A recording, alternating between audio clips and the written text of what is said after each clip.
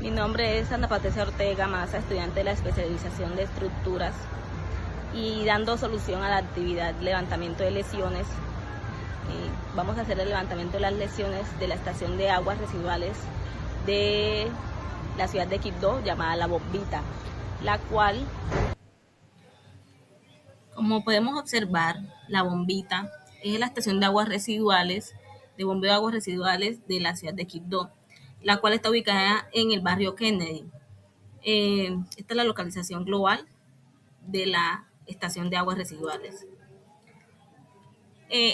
Podemos decir que esta estación de bombeo de aguas residuales se construyó hace aproximadamente 50 años, antes de la vigencia de la norma colombiana sismorresistente NSR10 y el reglamento de agua potable de saneamiento básico, el RAS 2000. El propietario actual es el municipio de Quibdó y su uso actual y previsto se encuentra en funcionamiento de acuerdo al uso con el que fue construida.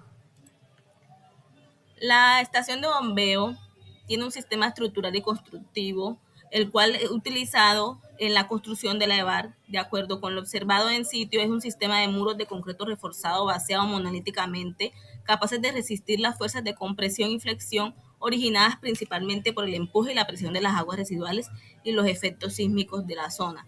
El sistema constructivo fue un sistema tradicional en el cual se trabajó en el sitio, la estructura y los cerramientos, con la preparación de cada elemento según el proyecto arquitectónico correspondiente.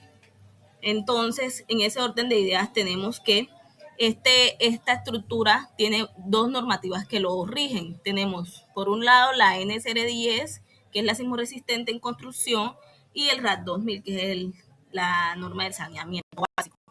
Esta estación es muy importante porque hace parte del sistema de alcantarillado de la ciudad de Quibdó, la cual cumple la función elevadora de las aguas residuales que son conducidas por la tubería hasta la quebrada del Caraño. Podemos observar que tiene, con la proyección del pozo húmedo, tendríamos unas dimensiones máximas de 9.85 metros de largo y 5.55 metros de ancho para un área total de 54.67 metros cuadrados. Aquí podemos observar un corte de los planos de la estructura, el cual posee una altura total de 10.83 metros desde lo más alto de la cubierta de la caseta de operación. Entonces, entrando a los tanques de la bombita, podemos observar varias patologías, tales como desprendimientos de recubrimiento, exposición del acero de refuerzo, probable corrosión del refuerzo, humedad y filtraciones. También tenemos en otras zonas humedad por filtración, presencia de moho, biocolonización por a veces el estancamiento de las aguas residuales. Tenemos eflorescencias y sales, deterioro del concreto en recubrimientos, corrosión y deterioro de los elementos metálicos en la estación. Se observa un desgaste del espesor de la losa, la cual también tiene material expuesto, se ha perdido recubrimiento, perforaciones en elementos estructurales, ha estado en exposición el acero de refuerzo, lo que lleva a un proceso de corrosión altamente agresivo. Tenemos un ambiente altamente húmedo en la zona y un desgaste de la sección del piso de la losa, como ya se los había mencionado. En las escaleras de acceso también podemos observar que hay un deterioro progresivo en las mismas. Tenemos que hay un desgaste severo del concreto con observación del material de arrastre con el cual fue construida. Tenemos humedad constante, corrosión de los elementos metálicos por estar expuestos al estancamiento de las aguas residuales cuando el bombeo falla o la energía eléctrica falla, que es muy común aquí en la zona. Tenemos corrosión de los elementos metálicos tales como barandas, rejillas, y las condiciones son inseguras de uso porque hay desprendimiento de algunas barandas. Bajar es muy complicado. Vamos, en la parte externa podemos observar el muro, presenta humedad en toda su extensión y presenta un agrietamiento producido por un asentamiento del suelo. Podemos observar que los parares del cerramiento de la malla eslabonada están oxidados y la malla presenta destemple.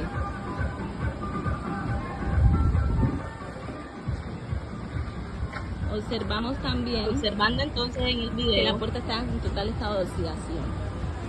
Vamos que el cerramiento presenta el muro. En el video también observamos en las fotografías que los muros presentan total humedad. Hay una grieta estructural bastante considerable producido por asentamientos que se presentaron en la zona, que también afectó una casa vecina inclusive. Podemos ver que hay degradación superficial y biológica de los muros, pérdida de la capacidad de resistencia, toda la parte metálica está totalmente en mal estado. Que la puerta está total. Ya entrando a la caseta de bombeo, también podemos observar que hay daño total de la cubierta, se debe reparar totalmente, canalización del sistema de los eléctricos, sellado de fisuras y reparación con morteros estructurales. Se debe implementar sistemas de impermeabilización porque como la cubierta está totalmente colapsada, está totalmente lleno de humedad. Esta es una matriz en la cual podemos observar las patologías encontradas con su descripción, una posible causa probable, un nivel de gravedad para cada una de ellas y recomendaciones específicas de las cuales podemos tomar acciones correctivas con el fin de evitar el deterioro de la estación de bombeo. En todo esto podemos concluir que la edificación presenta un proceso de deterioro avanzado causado por la interacción entre la humedad, deficiencias constructivas y falta de mantenimiento, lo cual ha derivado en patologías tanto superficiales como estructurales. Esta situación requiere una intervención integral urgente que incluya diagnóstico especializado, controles de humedad y rehabilitación estructural, ya que las intervenciones puntuales no serían suficientes para garantizar la estabilidad de la durabilidad del sistema.